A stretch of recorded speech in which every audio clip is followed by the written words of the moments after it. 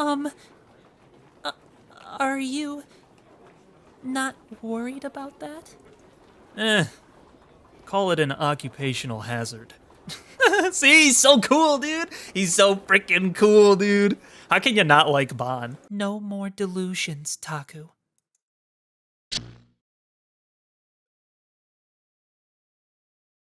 Oh no! Wait, that was it? Who's this? Wait, do they have freaking Suwa?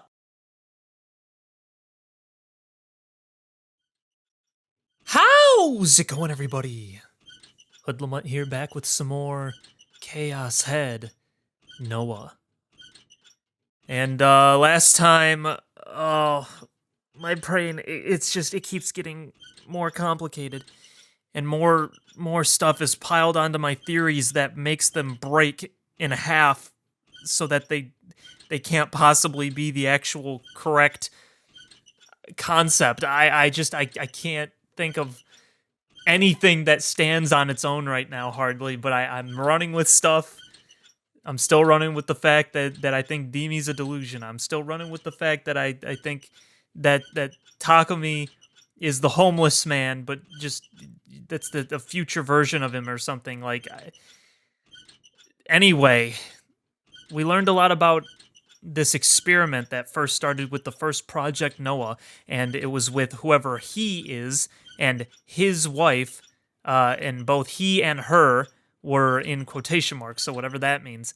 And they did a horrible experiment on his wife that helped them figure out how to basically move on to the next project, which is Noah 2, to create silent weapons for everybody, which, according to Senna, makes Gigglomaniacs basically not special anymore, when everyone else can do the same terrible types of powers, basically.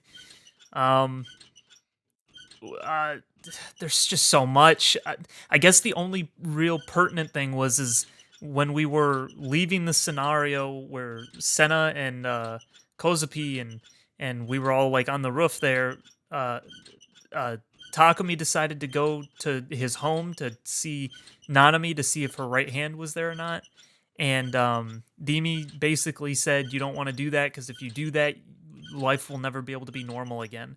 And after a big debate within his own mind, where he wasn't really sure if he wanted to go through with it, he maybe wanted to buy the lie. He decided to not buy the lie anymore, and he went.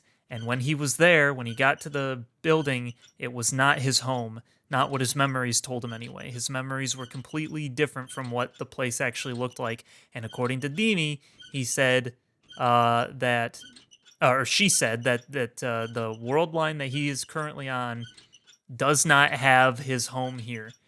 So he must be from a different world line but he's somehow in this new one, and it's got to be because he created the world divergence, like Senna said, with the IR2. So yeah, that's where we're at. And now we're here in where I'm only assuming, because that sounds like Shogun's chair. I'm assuming we're gonna be seeing Shogun here in a minute here. But to get this horrible replaying metal sound out of our head, let's just get back into this, shall we? The sunset illuminated the lone corridor of the hospital. The lights were not turned on in this short period before night fell, rendering it fairly dim. The clamor of dinner time from before had calmed, and an eerie silence descended in its place. Shogun was slowly traveling down the corridor in his wheelchair. The creaking of the wheels echoed throughout the empty hall. Many nurses passed him by, but none spoke to him, nor even so much as glanced his way. Acting as though this was perfectly normal, Shogun continued to spin the wheels with his hands, emaciated skin and bone as they were. Ami-chan? When he passed in front of one of the rooms, a male patient known as Yamai called out to him. He pointed at him with his index finger, sounding a frantic cry. Okay, they keep bringing up this Yamai guy, right? So I wonder what his whole deal is. He mentioned the nurses said that that Ami-chan was someone who died like what 50 years ago or something like that, I think. And in a room that doesn't exist or something like that. And so anyway, yeah. So he's got to be important. It's Ami-chan.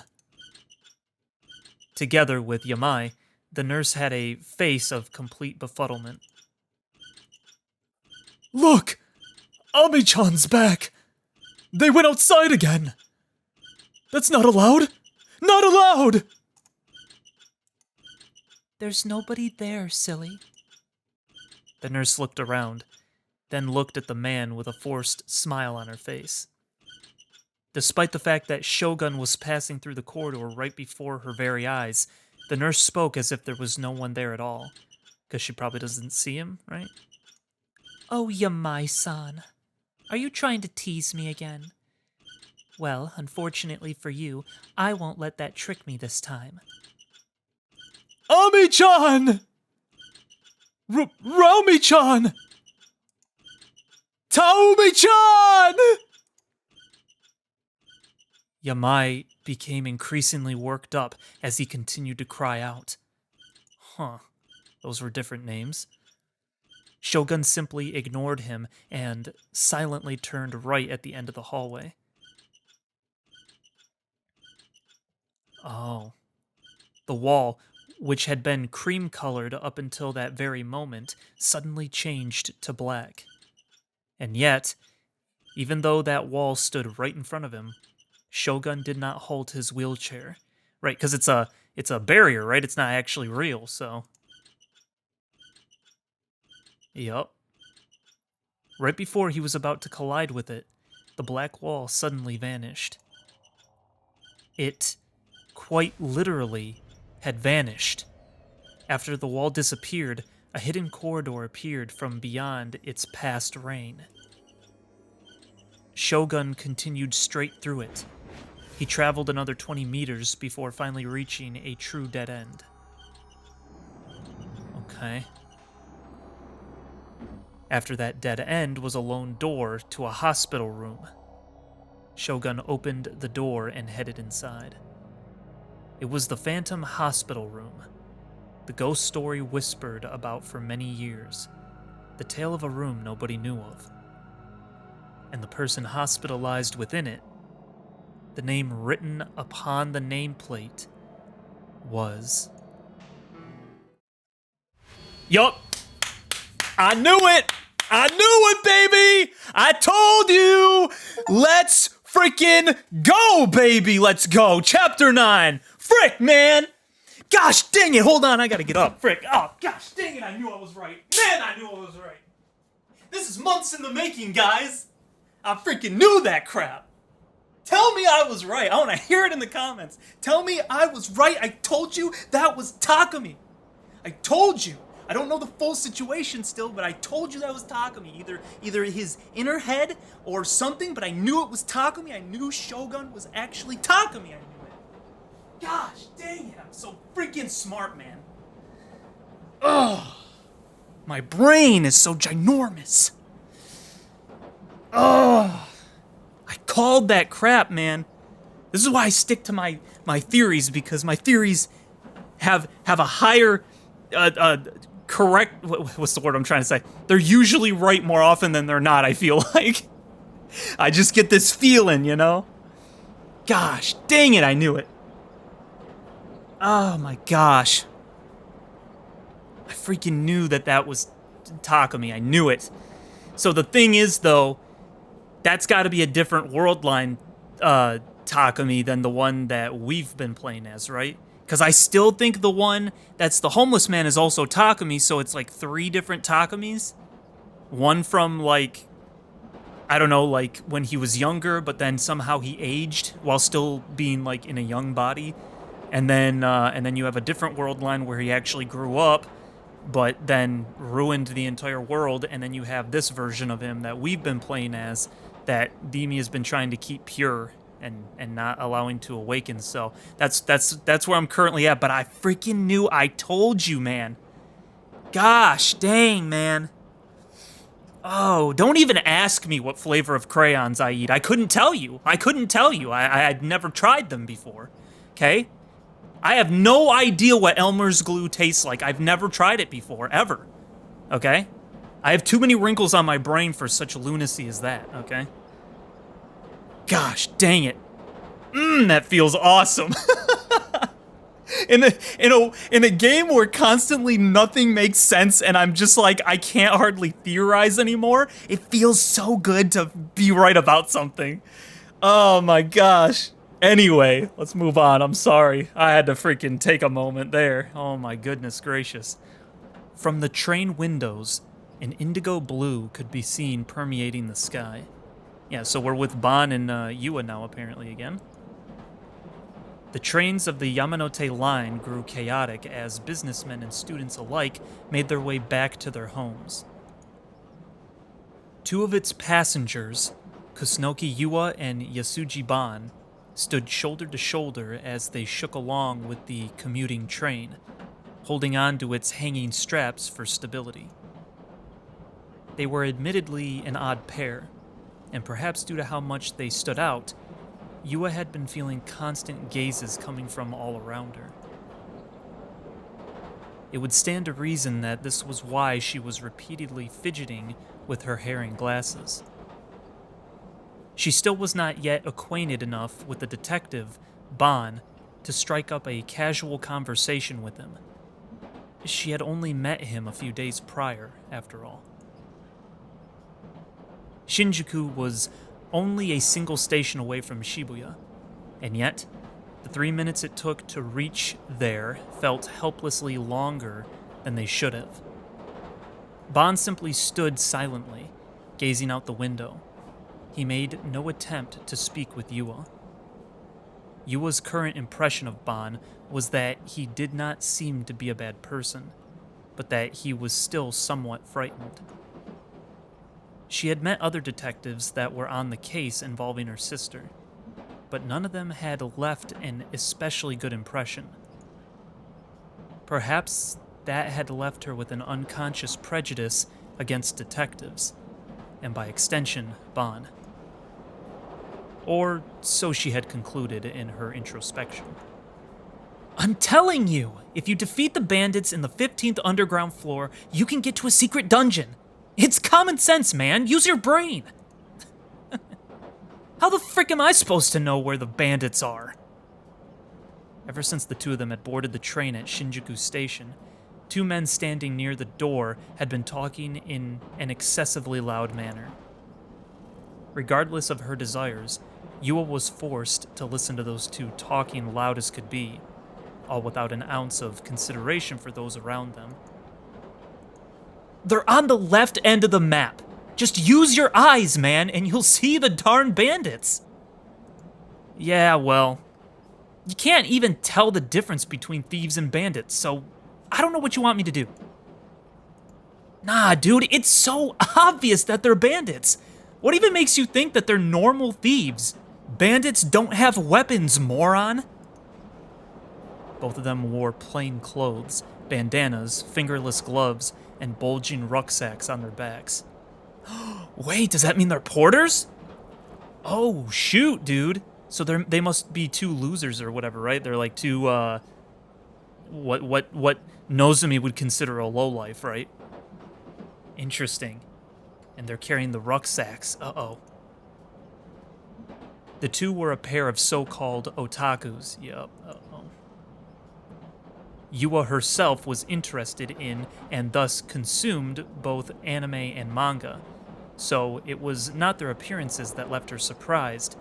She had simply never been to Akihabara before, so it was her first time seeing a stereotypical otaku, complete with the clothes and everything. Realizing her curious glances were quite rude, she quickly averted her eyes. In the seat directly in front of her, a high school girl with brown hair and a navy blue blazer was typing a message on her cell phone. Her gaudy artificial nails tapped the screen rapidly, and every time her fingers moved, her cell phone strap of a pistol swung back and forth. Naturally, Yua had seen the contents of her message. This was not through any fault of her own, however. The girl was holding her phone horizontally, giving everyone around her free rein to see everything she wrote. Oh, horizontally? In 2007? Boy, I didn't think they had those kind of phones in 2007. I thought we were still in flip phone era. But I'm mostly taking that. I'm mostly thinking that way because of Tweewee. Because Tweewee, everyone had a flip phone, so. Okay. It was so easy to see, in fact. It was almost as if she wanted Yua to see it. KSO I3K, or maybe that's L, YS2D4Y, WT2 MIXR. Wait, what? Is that actually saying something? Oh, it is saying something. What is that saying? Cause so, like, yesterday, what mixer, is that without or with a coup, or co-op, and was so, whoa, bring? Gwei, what? Couldn't, bedroom at all, or read the room maybe? So annoying. Like, oh my gosh, kill yourself, I think is what that had said, something along that line. I don't freaking know. Oh, that might have been guy couldn't read the room. Okay, yeah, okay. Despite being a high school girl herself, Yua could not even begin to grasp the contents of the message. It was possible that it could have been Gyaru speak, but to her, it looked like nothing short of a coded message. Bang! All of a sudden, the voice of a child rang throughout the train's interior. Startled, Yua turned toward the source of the sound. A lone boy, about 5 years of age, stood right beside Ban. He held a squirt gun in his hand, its muzzle pointed straight at Ban. The boy even pulled the trigger, but no water came out of the end of it. Bang! Ban gave the child a big smile. His eyes, meanwhile, told a different story. However, despite the message Ban attempted to convey, the child showed no intention of stopping. Stop that, Nobu-kun! A woman, likely his mother, rushed to her son's side. She turned toward Ban and politely bowed. I'm sorry, please excuse him. Bang! Bang! Nobu-kun! I told you to stop that! The mother scolded her son in an attempt to make him stop, but her reprimanding never extended beyond verbal. She did not take the water gun from him, nor did she attempt to grab his hand. Bang! Bang! Bang! I'm really sorry. It's all right. I don't mind the little scamp.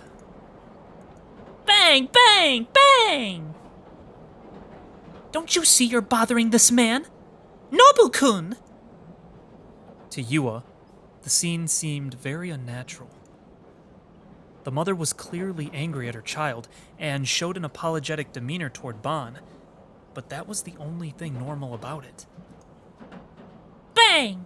Bang! Bang! That's enough! I'm going to count to 3. Bang! Bang! Bang!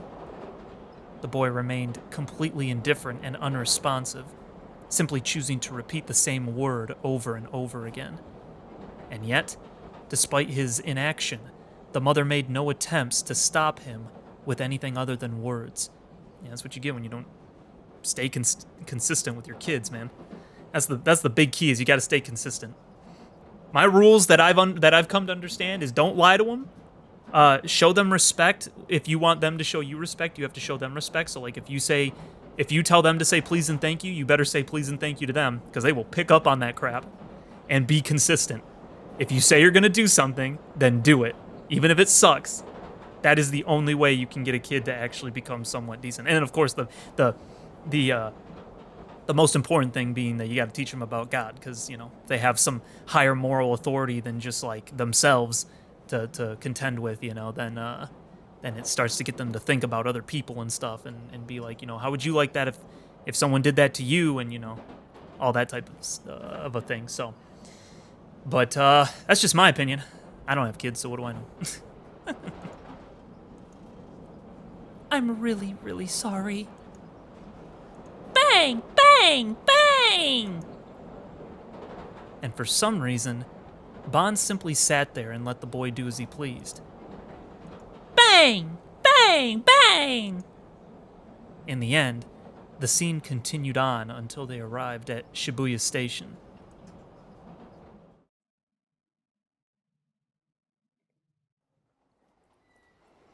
Upon coming to a full stop at the station, the train doors opened, but the mother and son showed no signs that they intended to disembark. Relieved, Yua exited onto the platform along with Bond. Taking a peek at his expression, she saw a clearly forced smile sitting upon his face. Attention all passengers. A personal injury accident involving Bond. Apologies. A personal injury accident involving Hanzaman line has made it necessary for passengers to transfer to another line. Oh, he got it to stop. I was going to say, I'm like, why'd they mention his name? He got it to stop. Oh, that's so funny. A personal injury. Yo, that's freaking funny. Oh my gosh. We apologize for any inconvenience. Lately, I've been having this feeling. A crowd of people came and went through the platform. As Bond walked through along with that crowd toward the Hachiko gate, he began whispering to Yua. Like I'm being stalked by a large number of people. How many? I'm not sure. What do you mean? I mean, there's been an awful lot of what happened just now. Makes me wonder if the people around me are all out to get me. Interesting that he's picking up on some of that, I wonder. Because he's getting too close, right? Maybe they know that he knows, I wonder. Oh, man. This was the reason why Bond had shown no reaction to the boy's mischief. Events such as those, one that did not present much trouble, were becoming an everyday occurrence for him. Once he had begun picking up on it, it made it difficult for him to stay of sound mind. But, I'm probably just overthinking it. I doubt many people out there could care less about a plain old guy like myself.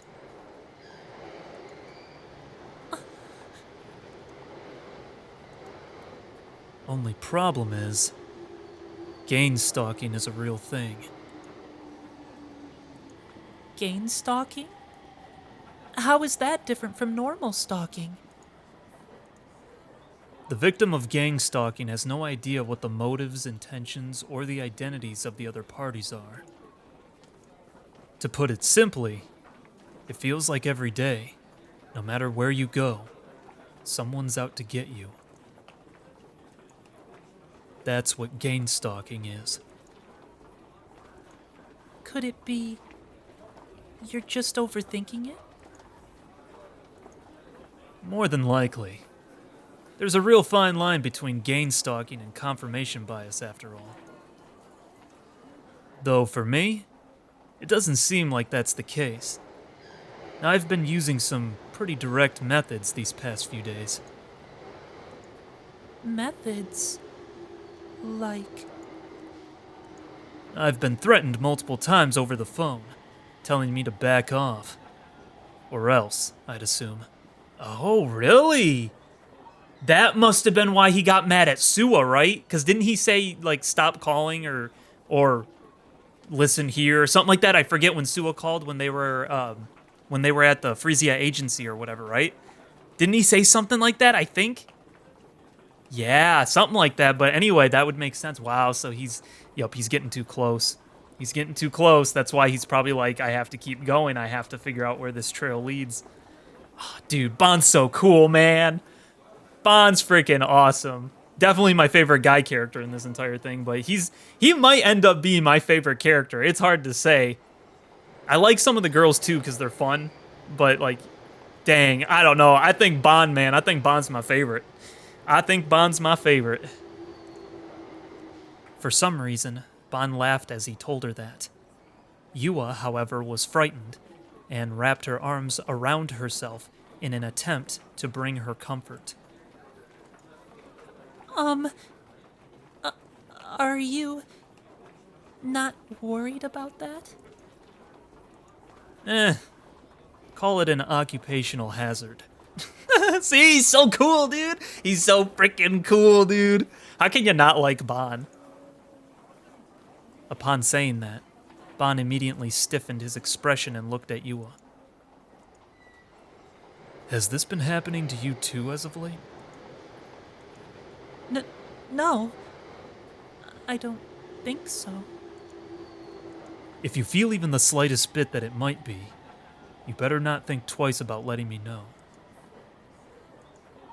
I'm a cop. My job's to protect and serve folks, and that includes you, Yua-chan.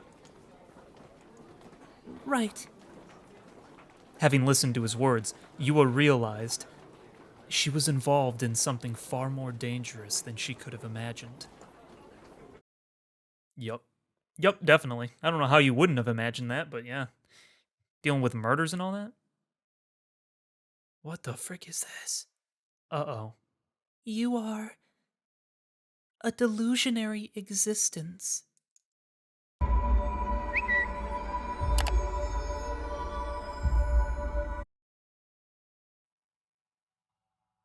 Her voice a whisper, Demi said something nonsensical. Ignoring what she'd said, I glanced at the various houses around me. In this place well rooted in my memories, in this place I couldn't seem to recognize, houses that should have been there were nowhere to be seen. Houses that shouldn't have been there were all I could see. The gap, the disparity between what I knew in my memories and the real scenery surrounding me was getting wider and wider. No! There's no gap!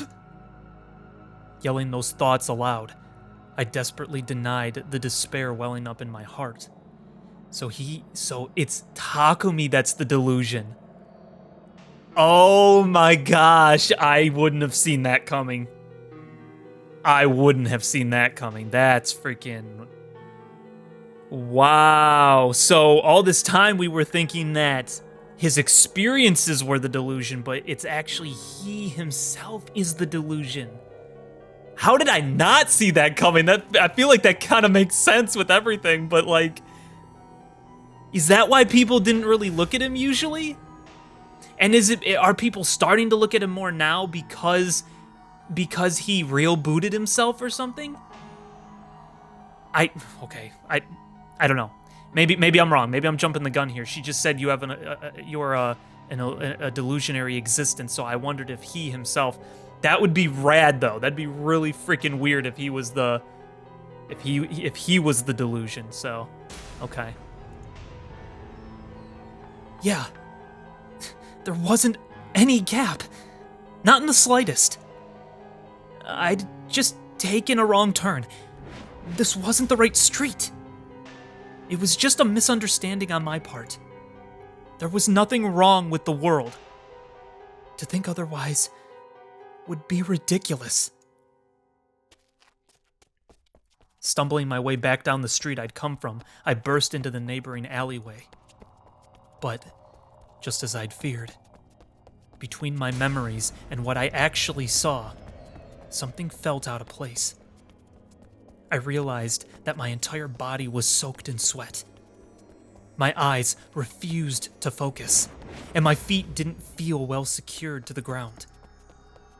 All those feelings together hit me with an intense wave of nausea.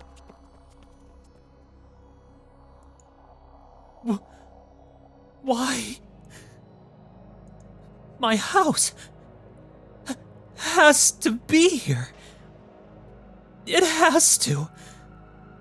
I always walked to elementary school. Middle school, even.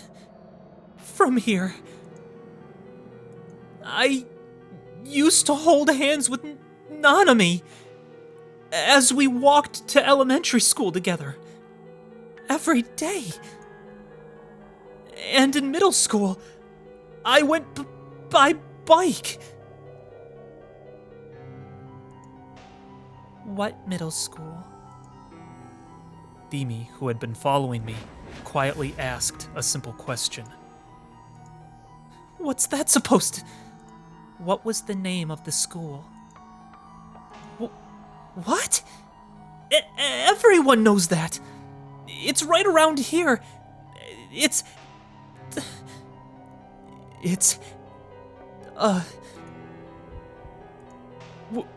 What? Huh? I couldn't remember. I'd gone to middle school. I had clear memories of it, but I couldn't remember any of the finer details. It was as if some intense haze was covering my mind. The name of my middle school, which class I'd been a part of, or even the name of the homeroom teacher. No specific names came to me. It can't be. I just forgot. Taku, listen to me. In your memories, it's not. My house is right here. It's my house should be right here. That's how it feels, right? My sanity was hanging on by a thread. But I remembered the whole route here, didn't I? How do you explain that? Because those memories were fabricated. Stop making that face! Demi's eyes were pointed straight at the ground, and she looked terribly sad. Without looking up at me, she just continued saying the most confusing, nonsensical things. Things that, once again, I didn't understand. Things that were impossible to understand. So, I stopped trying. You've never been to middle school. I get it now. This is a prank, isn't it? Isn't it? Yeah. I see right through you. You and Nanami actually know each other. And you're both trying to prank me. I see. It all makes sense now. You really got me. I tried my best to laugh it off, but Demi didn't even so much as chuckle. I'm sorry. The next thing I say to you is going to hurt, but I have to say it. Taku, you should never have existed. Oh no, no! Everything is a lie because I'm a lie! No! So it would make sense then that it actually is Takumi then? That the adult is Takumi, but the person that we are isn't real.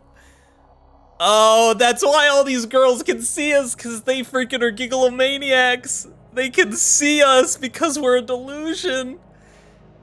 But how is there mutual recognition, though? You know what I mean? How is there mutual recognition? Because I get that Takumi thinks he's real, so that would be one side of the recognition, but the other side has to also think that he's real, right? They also have to believe that he's a real person, which seemed to only happen once again. So, like, people started paying attention to Takumi when, and only when, Shogun forced him to show himself, right? So like, it was like that. But see, not everyone's a gigalomaniac, so all that crowd and normal people shouldn't be able to see him. So what are they seeing? You know what I mean? How can there be mutual recognition if, unless you only need one side to make the delusion real, right? So maybe if Takumi is kind of a gigalomaniac like she said, and he believes he's real, then that is enough to put the delusion out there for other people to see? Is that kind of maybe it? Kind of like how he doesn't have to believe that Senna's sword is real, but she has to, and then when she makes it come to reality, then he has to also have mutual recognition on his part? So is it because that Takumi believed in himself being real, that he was normal, thus making the delusion of himself reality? Is that what happened? So then anyone else that saw him actually could see him at that point? Is that what was happening? But see, he's thought he was real through the whole game up until now. But people didn't see him before, right? And remember, I even said that it seemed like people were, well, no, because I thought people weren't seeing Demi. I thought they weren't seeing Demi and Miss Me-kun, but I did think that they were seeing Takumi. So, did he real boost himself because he so believed he was real? Oh no. Oh, everything falls apart now. Oh man. Okay. Stop freaking lying to me!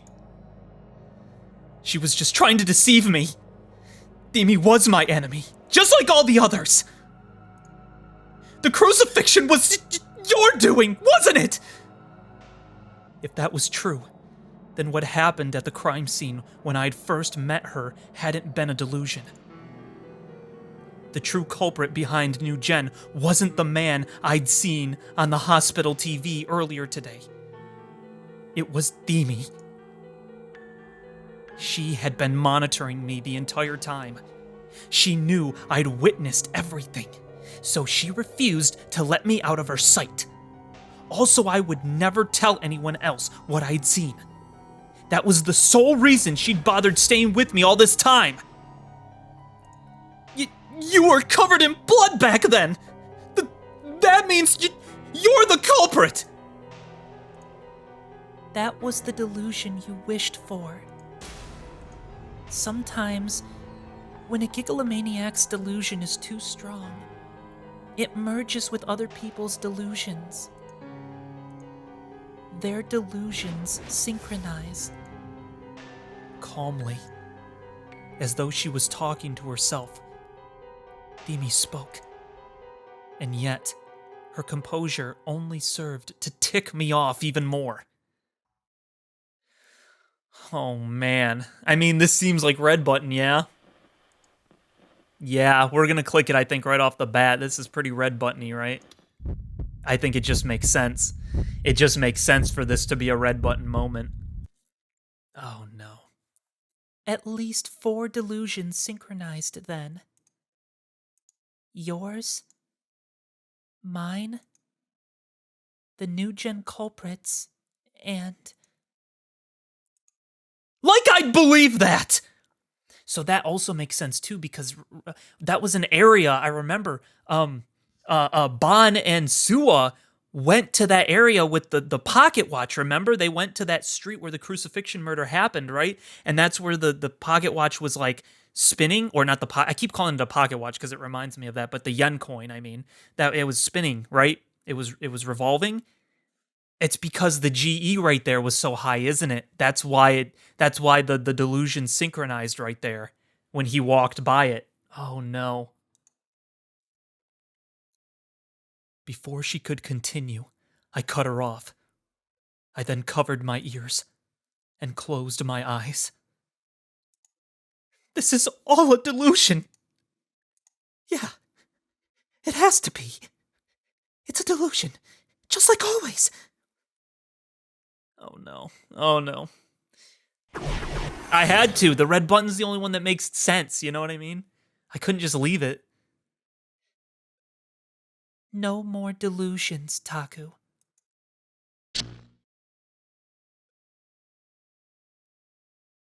Oh no! Wait, that was it? That was it? Oh no! If I would have clicked anything, would it have just ripped me out? Oh no! Oh, he can't bring a delusion out now. He can't like make himself have a delusion. Oh no! Oh no! Holy crap! What is happening? My mind, still trying to delude itself, was forcefully ripped back to reality by Beamy's words. Otherwise, I'll have no choice but to erase you, Taku. You're gonna kill me? A chill ran down my spine. My perception of Beamy, the girl I'd thought would save me, was rapidly spiraling. Now, she was turning into someone completely unrecognizable to me. You are, aren't you? I knew it! You really are a murderer! So why? Why did she look so... Biting her lip as she fought back tears, hanging her head low as could be. It all made me hesitate to accuse her of anything. Tell me it's all a lie.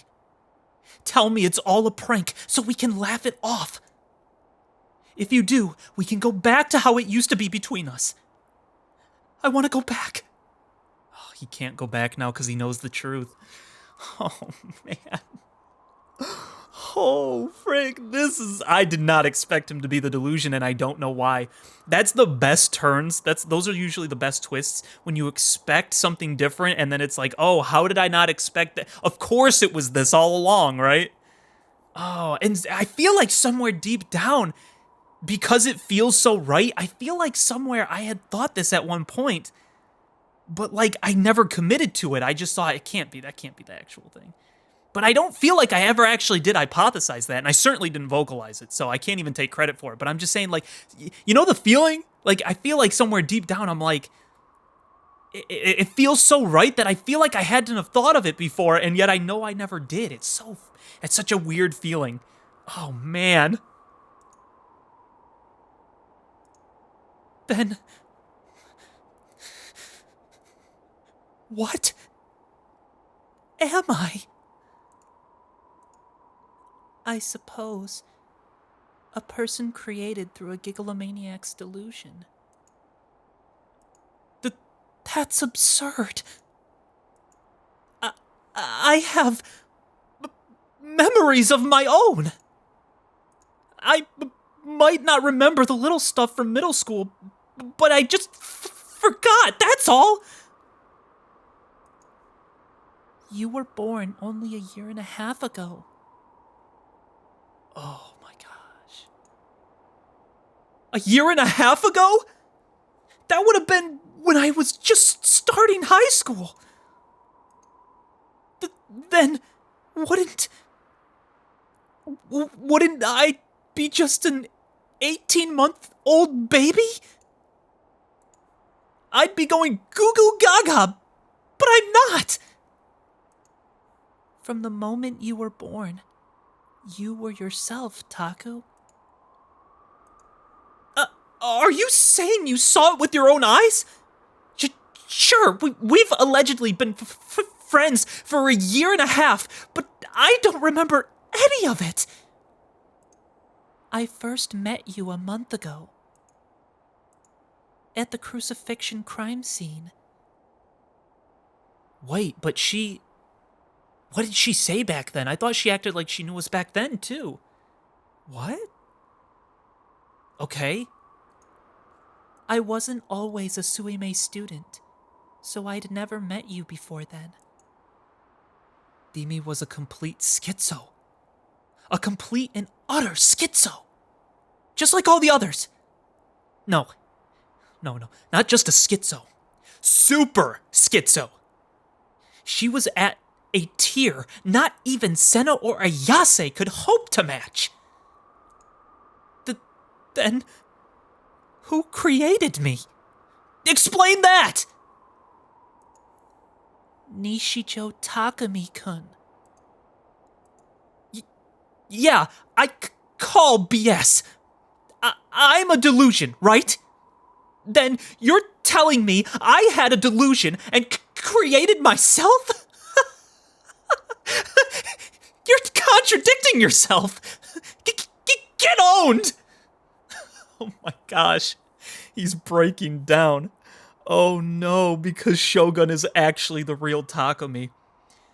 Oh no. Oh, freak. Oh my gosh, that's why it looked like Shogun and Takumi were the same person talking, because he only came up a month ago. Oh no. Or no, it was a year and a half ago, she said, right? So, oh no. Oh no.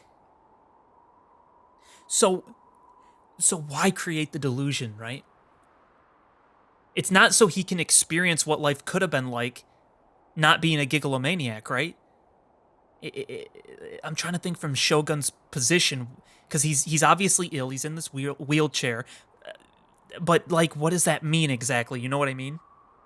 My immediate thought goes to having a life where he was able to live the way he wanted to, or something, right? But he can't really experience that because it's not him. It's just a delusion of him, right? So he can't experience that, and he obviously is trying to wake that delusion up, or this delusion Takumi that we are now. He was trying to wake us up, so he obviously didn't want us to exist, because she said and she just said that I'll have to erase you if because of why? I forget what she said there now. But she just said I'd have to erase you if you don't do something, and I can't remember what it was. But Shogun wanted us to wake up. She didn't want us to wake up, so she was trying to protect us from ourselves? But why protect a delusion? That's the thing, right? Oh, I don't understand any of it. I don't understand.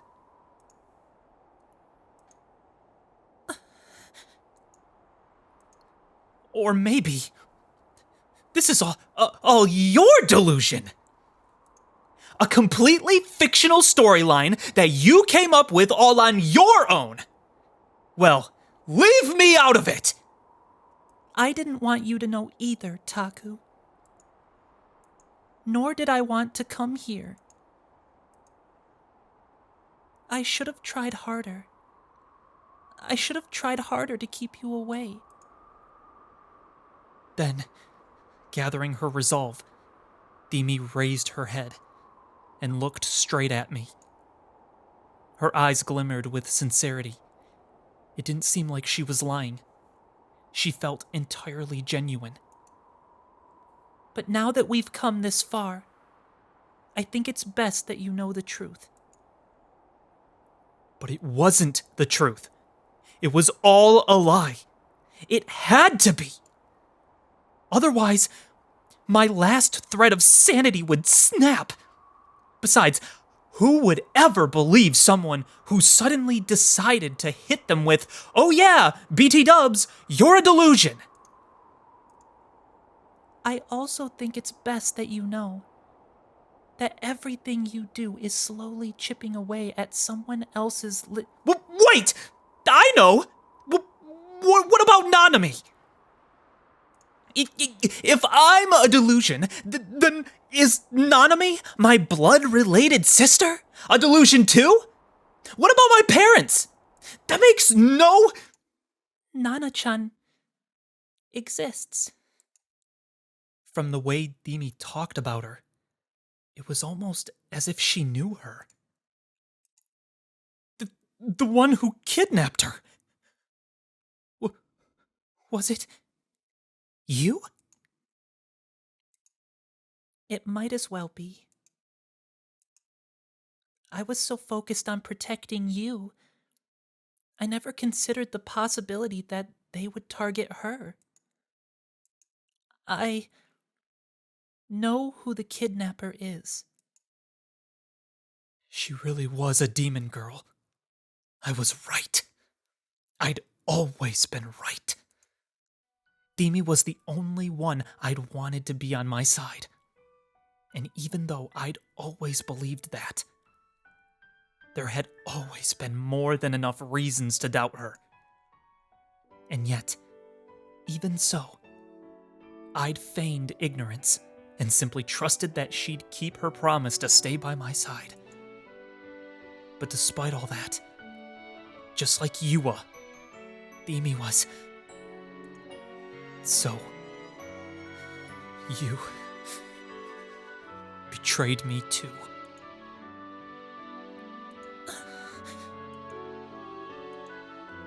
Yes, I betrayed you. I hid so many things from you. I'm sorry. I understand if you hate me. Even if you apologize, I won't believe you. I can't believe you. Despite my words, it was impossible for me to prove that I was real. See, the thing is, though, so he felt that remember when the earthquake happened, when they did that test of Noah 2, he felt that, just like Bond did, just like Yua did. How did a delusion feel? You know what I mean? How did it feel that happening? You know what's super ironic too is he always was worried about feeling pain and all this different stuff, but I don't know if he actually could. I mean, he seemed to, though, right? Throughout the game, he seemed to say, like, you know, my chest was, like, hurting from the anxiety or from running or whatever. So he had moments where it seems like he felt something. But I don't know. All the supernatural things I'd seen up until now flashed through my mind. And that's when I knew I couldn't just laugh off her words as some insane chain pull. As I thought that, Themi slowly began to approach me, and then embraced me. Taken completely by surprise, I surrendered myself to her. I could feel her warmth. She had saved me. She had saved my soul. She had taught me nothing but kindness. But now, despite being in the center of her embrace, her warmth could not have felt more distant. I have to go soon. Go? Go where? To where Nana-chan's kidnapper is. I have to settle things once and for all. Not just with Nana-chan. Everything. At this rate, I won't be able to protect you, Taku. I can't believe how careless you are. After all the horrible things you said to me, you're just gonna leave me? Themi started inching away from me. One step, then another. Slowly, she distanced herself. I'll be back. Just stay in your room, Taku. And when I do get back, we'll just talk. We'll have fun just like we used to. You can't say that. You just said that we can never go back, right? So You can just stay in your room. It's okay. such a gentle tone. Even though she had said all those cruel things, why was she still being nice to me? But you have to promise me one thing. No more delusions. Okay? Oh, bro. Did the delusions not mean anything up until this point? Did they not mean anything through this whole game? You can't do this to me again. You can't do this. My choices meant nothing. My choices meant nothing once again. Why? Is this the choice of Steins Gate? that no choice that I ever make will ever matter?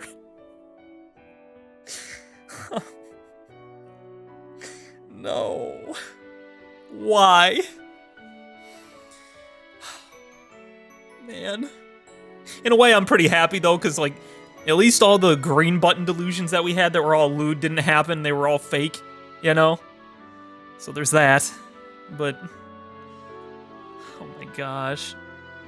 Okay. Your delusions are far too strong.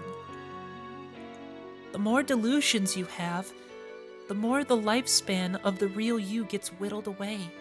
What? Is that why Shogun freaking is all screwed, man? Oh, why? Is that why he wanted us to wake up? I don't understand. So she said that we were made by a gigalomaniac, which has to be Shogun, but why did he make us then? If we would just drain his lifespan, why? I don't understand. What are you? All right. I'll see you tomorrow. Bishi. Demi struck a pose, saluting me with the most unnatural smile on her face. It could not have been more forced. And only a moment later, from her eyes, quiet tears began to fall.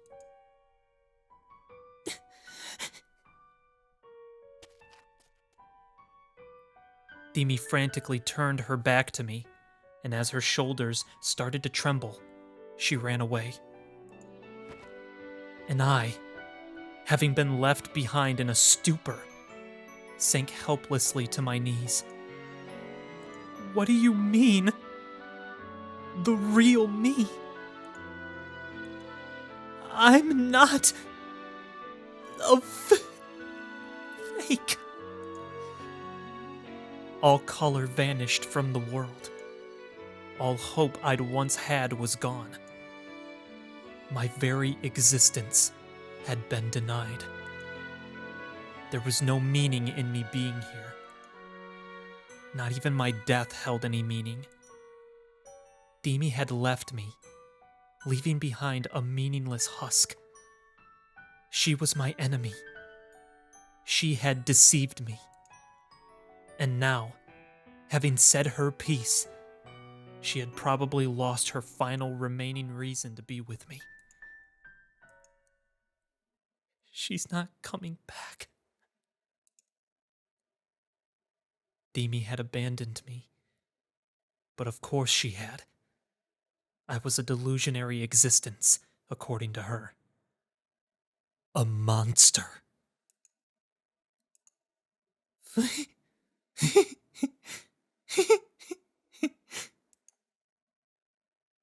Forget it.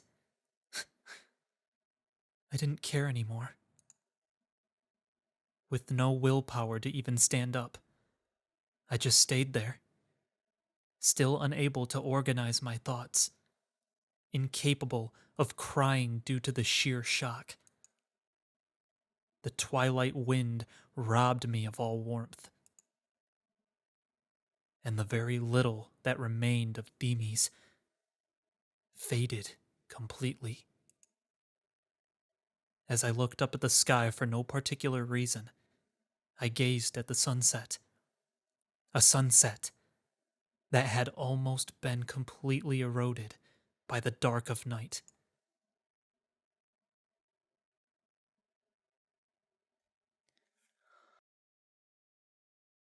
So, this is the new one?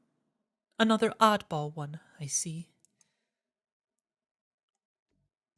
Momose smiled as she stared fixedly at the Ghetto Froggy keychain Bon had just purchased. But my, if it isn't cute. That's not a new one. It's the one from last week. What was its name again? Bon glanced over at Yua as if pleading for help. The teary Ghetto Froggy. Yeah, that. I'm so sorry for putting you through that, Yua-chan. Having to keep this unpleasant old man company must have been awful. Oh, that's not... Ouch! Come on, Momo-chan. You and I both know it's not every day you find a middle-aged guy as dandy as me. With Bond's half-joking protest falling on deaf ears, the president of Frisia served Yua some tea. Heaving a deep sigh, Bond sat down on the chair and glanced around the office. The employees of Frisia, who usually worked well into the night, had actually returned home on time today. Each worker's schedule was arranged to tell this exact tale on the whiteboard. Thanks to their departures, despite the sun having only just set, the office was completely silent, as if it were the dead of night.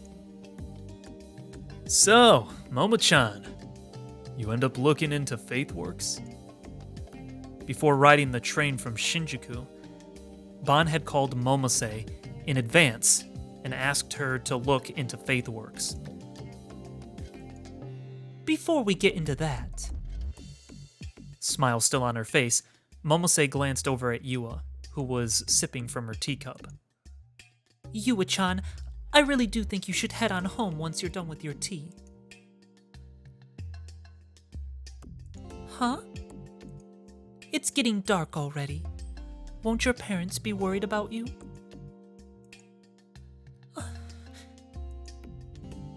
Yua realized what the intent behind Momose's words were. Whatever the conversation that would soon take place was, it was not meant for Yua's ears. Are you worried about me? Why, of course, dear. Momose nodded with a serious look on her face. Although thankful for her consideration, Yua shook her head definitively in response. I'm not going anywhere. I'll do anything in my power if it means I'll get closer to the truth behind Mia-chan's death. You really shouldn't get yourself more involved than you already have. I'm well past the point of being an outsider. An imposing, unwavering resolve dwelt within Yua's words. Momose was perplexed at the unexpected opposition. Surprisingly stubborn for a young lady. Well, benching her this far into the game would be a tad cruel, don't you think? If push comes to shove, we can leave her here with the guys at the station for a while. Momose was forced to sigh in response to Bond's nonchalant attitude. Do you even have that kind of authority? Well, though I may not look like it, I do belong to the world's finest criminal investigations division, courtesy of the TMPD. Could have fooled me. Upon pacifying Bond to a suitable degree, Momose stared intently at Yua. Under no circumstances are you to disclose anything you hear from this point forward. This is a matter of life and death. You need to understand this. Okay. I understand. Yua nodded, her expression far stiffer than before. Upon seeing that, Momose sighed once more, then proceeded to take a seat. Momose, hunching her already rotund body forward, operated the mouse connected to her laptop.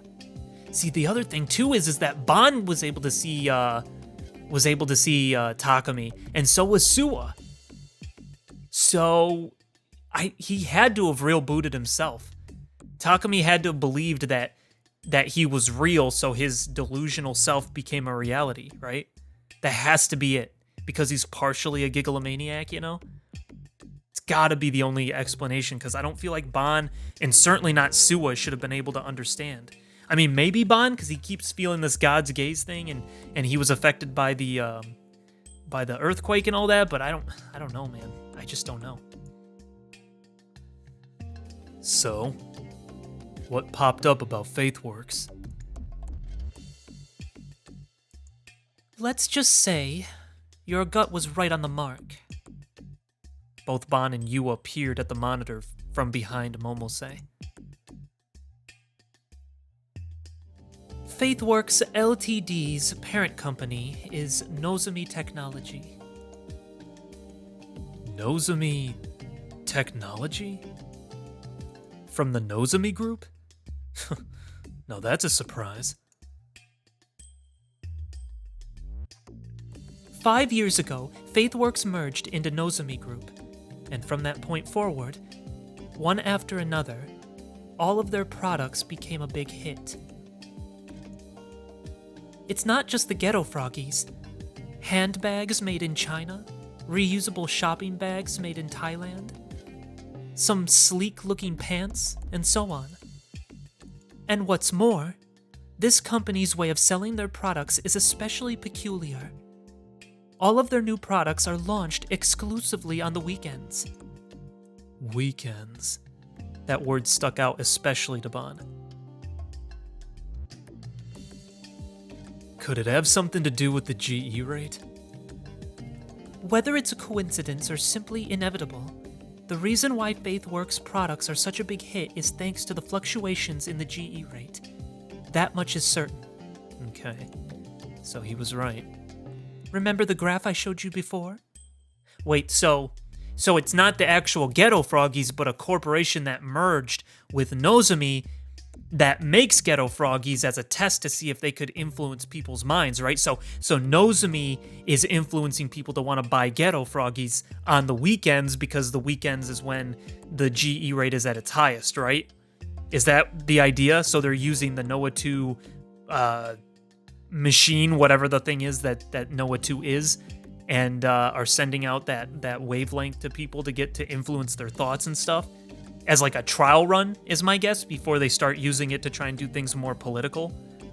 That's my guess as to what is happening here. Okay. I mentioned that ever since around 5 years ago, the values would always go up on the weekends. That lines up perfectly with the FaithWorks and Nozomi Group merger. Huh. Do you think FaithWorks might be manipulating the rate? FaithWorks is not that big of a company, so I don't see that being possible. Which leaves the parent company, Nozomi. They're definitely suspicious. With the whole group at their fingertips, manipulating the GE rate would be a piece of cake. Wait, Nozomi's a given, but that's not the only thing strange about FaithWorks. Once I went back and took a look at the funds that trickled in when it was being founded, a real big shot came up. A big shot? Yes, Onohana Kozo. Oh, that's got to be the guy that I've been giving the posh accent to this whole time. Okay. Well, if it isn't the leader of the Meiwa party. Although at the time of FaithWorks' establishment, he was still a part of the Democratic Liberal Party. Interesting. It's all connected. Just like what happened with Professor Oda. As well as the earthquake from a while back, the Meiwa party's been putting pressure on the media to keep them from covering stuff that might be related to the GE rate. Oh, man. It's so real, man. It's so real. And about the GE rate graph. Like, I'm sorry, I can't.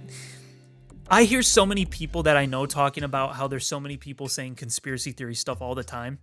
They're just like, yeah, he's just a conspiracy theorist, he's just a conspiracy theorist, a conspiracy theory believer and all that, And then you see stuff like this and it's just like, dude, people would just say this is propaganda. This is just, like entertainment porn for, or I guess you would say mind porn for freaking, conspiracy theorists and stuff to just egg them on, It's like how they're like saying the Sound of Freedom movie that just came out freaking is a freaking, it's a conspiracy theory and all that. It's just, to make people paranoid and all this bullcrap. Absolute gaslighting. It's just like, It feels so real, dude. It feels so real. Oh my gosh. Okay. After investigating a few various sources, I found yet another interesting pattern. As of now, there were two aspects about the GE rates that Momose had her attention on. First, the fact that they consistently rose each and every weekend. The maximum values themselves were not particularly notable, but aside from New Year's, Golden Week, and the Bone Festival, they always went up without fail. Interesting. And second, the Jurassic rise following earthquakes. For both the quake 2 months ago, in which there were 8 fatalities, and the quake 1 week ago, in which there were more than 100 fatalities, the GE rate had shown an extreme upsurge for a short period of time. So, about the third pattern. These spikes only happened 4 times in the past 5 years, and the times they appeared were inconsistent. The values weren't as high as when the earthquakes hit, but they were still fairly high. At first, I didn't understand what it all meant, but as I looked into it, I managed to find something that would fit that description. Something that only happened 4 times over 5 years.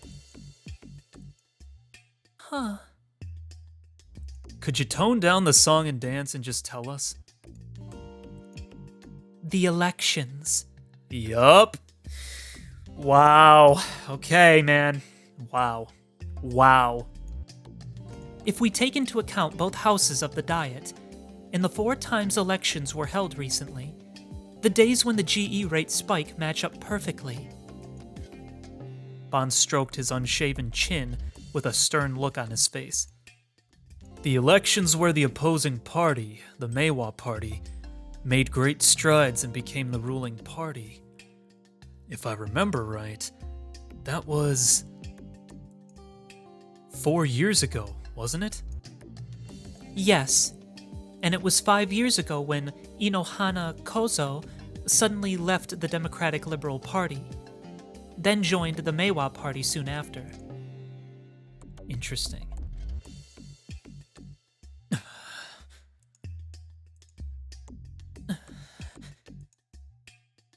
A heavy silence hung in the air around the three of them. If I'm being honest, this is a little bit frightening. Yua's voice trembled slightly as she murmured. I was surprised myself. I didn't expect all of these things to line up so perfectly. Though to be clear, this is all still circumstantial. Even then, the only reason we came to realize this stuff was because we looked into the GE rate. Had we brushed it aside, we'd be lost right now. As he said that, Bond nonchalantly retrieved his favorite handheld fan and began waving it at himself. By the way, you two mind if we talk about that one high school girl I looked into? Momose, bewildered by Bond's sudden change of topics, stared daggers at the detective. For goodness sake! You really should leave such nonsense at home. Yua-chan is right there, so would you please think twice before opening your mouth? Oh, come on, don't be like that. A slight smirk colored Bond's face, but his eyes did not match such a sentiment. It's about Aoi Sena.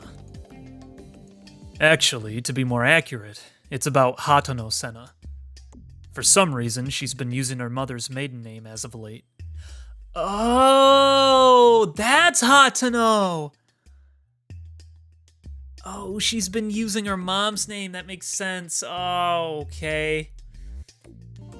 No way. Okay.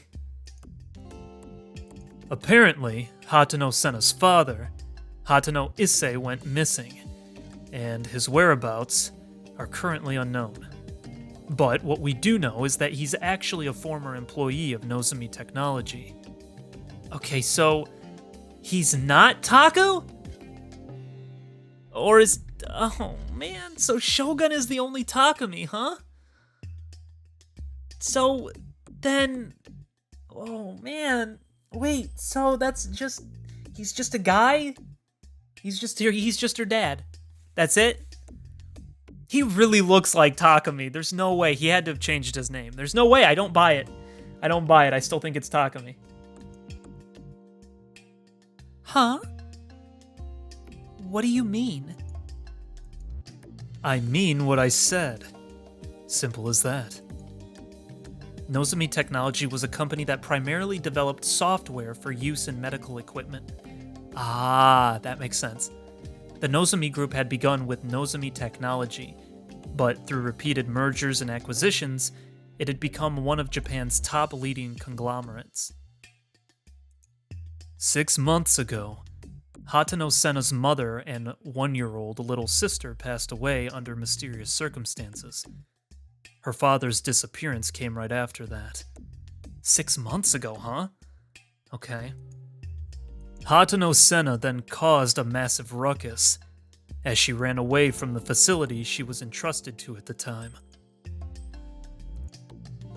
What facility was that?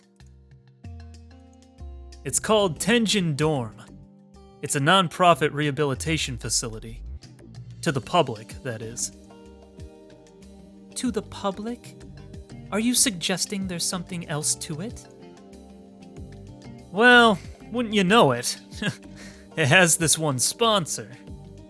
One that just so happens to be the Cosmic Church of the Divine Light. So the Cosmic Church of the Divine Light is real? Okay, I thought that was just some crap that freaking Ayase was spitting out. So this is a real, like, religion of some kind? Okay. It's gotta be a cult though, right? I mean, any type of thing like that is a cult, but you know, whatever. The Cosmic Church of the Divine Light. Momose grimaced at those words. She then spoke once more, her tone now clearly exasperated. Yet another name with an awful lot of troublesome baggage behind it. I should also mention that Tenjin Dorm was under a different name up until 2 years ago. Arkhart Medical. Oh, okay. Pieces are connecting.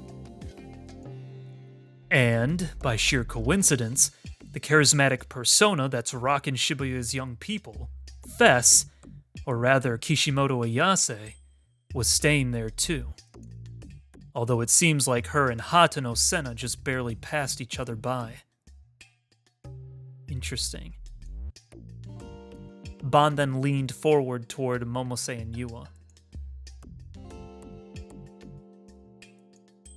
Well, there you go. But here's where things get real interesting. Arkhart Medical, unlike Tenjin Dorm, was a medical facility. They treated patients suffering from mental illnesses. However, 2 years ago, Arkhart Medical suddenly became the non-profit Tenjin Dorm, a rehab facility. Due to that, all the psychiatrics got discharged, but every single one of those same doctors got employed at the Tokyo General Hospital in Yoyogi. Yo, dude, that means Hazuki-san is actually straight up evil, dude. She's part of this corporation, man. Oh no. Called that crap to some degree. I knew she wasn't good. I just didn't know exactly how she was involved. Oh, I don't remember if at any point I said she was part of Nozomi, but I figured she had to be of some sort. She was bad is all I knew. Man. Didn't the victim of the numbskull case work in that hospital? Yeah. Takashina Fumio. If memory serves, he was a psychiatrist at Tokyo General Hospital.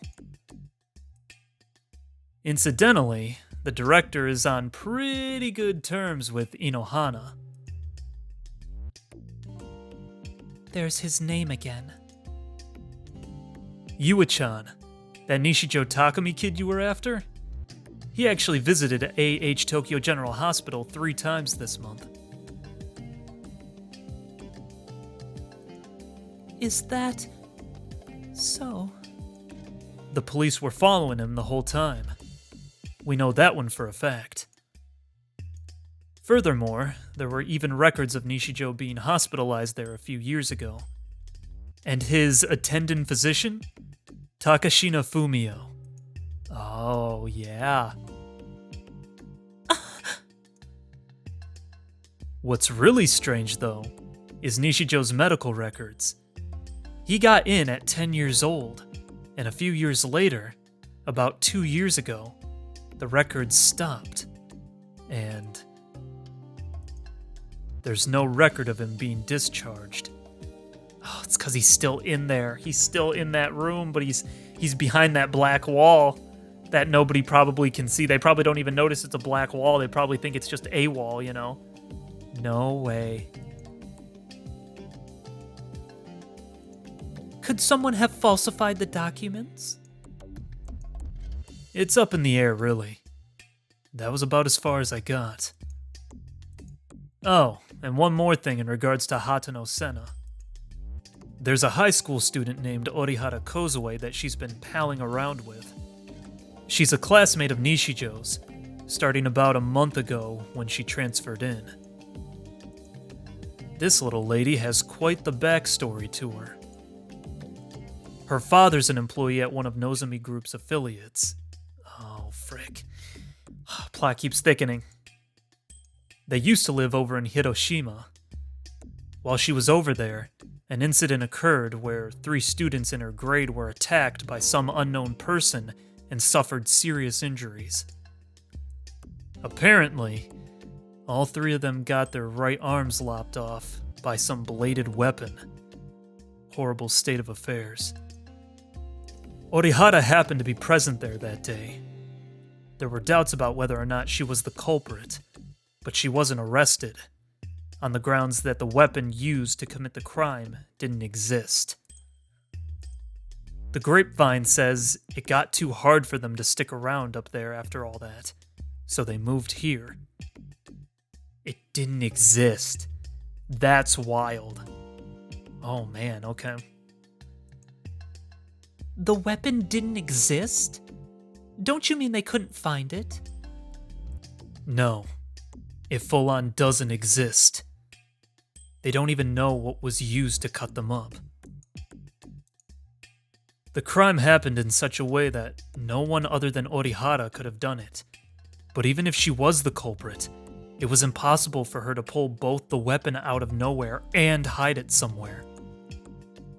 The debate raged on pretty hard on this fact, to the point where some argued whether or not it was the Kamaitachi phenomenon. A magic trick involving someone pulling a sword from nowhere. Though that's just speculation. Who knows? This feels wrong. Yua, as if trying to stop herself from trembling, hunched down toward her knees, then began to stroke both of her arms with her hands. It's hard to put my finger on it, but it's as if some much greater will than we know is at play here. Due to the nature of the job, I can't really afford to subscribe to conspiracy theories like that. But just this once, I might have to. The Meiwa Party and Nozomi Group. Those both seem related to the GE rate. The Cosmic Church of the Divine Light might yield some gold if I dig just right.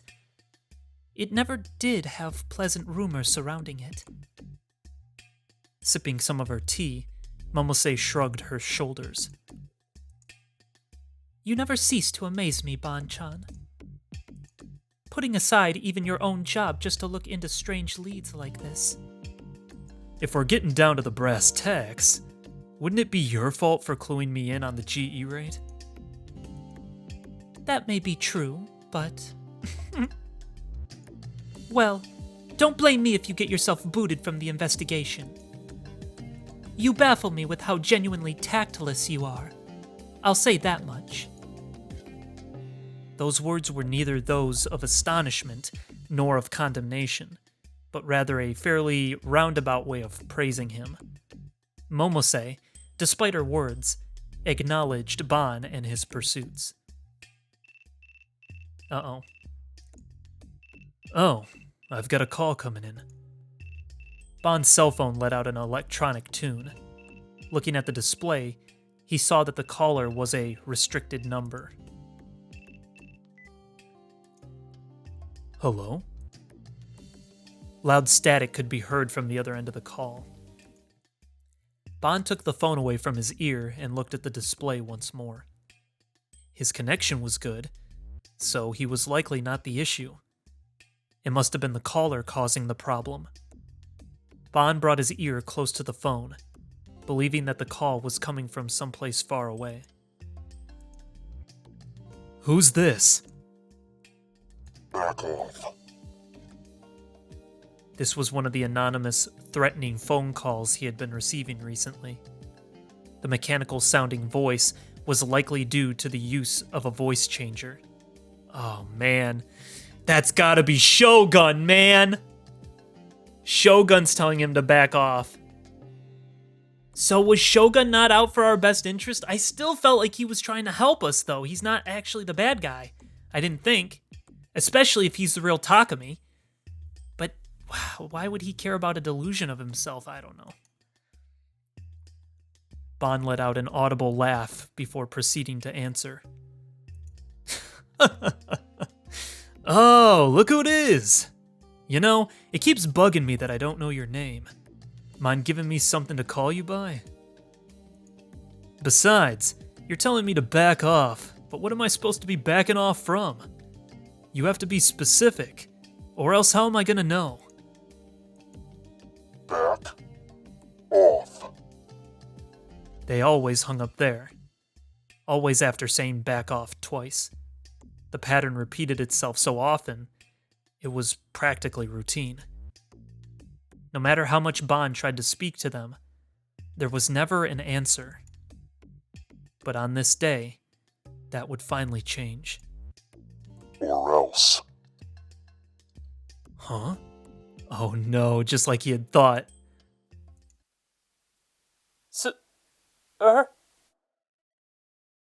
Who's this? Wait, do they have frickin' Suwa? I'm sorry. I was careless. Upon hearing that, Ban finally understood whose distressed voice it was on the other end of the call. Dude, that's just Shogun making a delusion. It's not actually Suwa, I bet. Suwa? Yeah. They nabbed me out of nowhere. Who nabbed you? Where are you right now? I don't know who did it.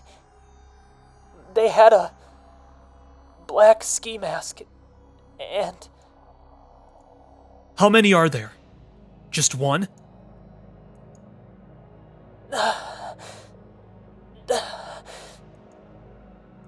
You alright, kid? Talk to me!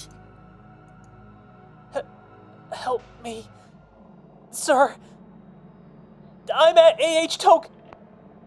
Suwa? Answer me! Suwa! No matter how much Ban called out to him, there was no response from the other end of the call.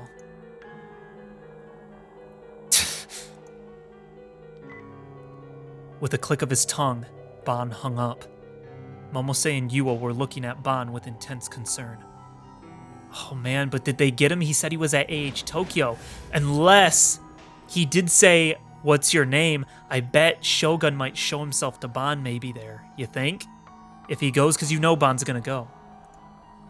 Did something happen to Suwa-chan? Ban stood up, then lightly slapped his cheeks twice. Suwa's been taken hostage. Seems like they brought him to AH Tokyo General Hospital. Oh no. The Meiwa party? I've got no clue. But what I do know is I can't stay here.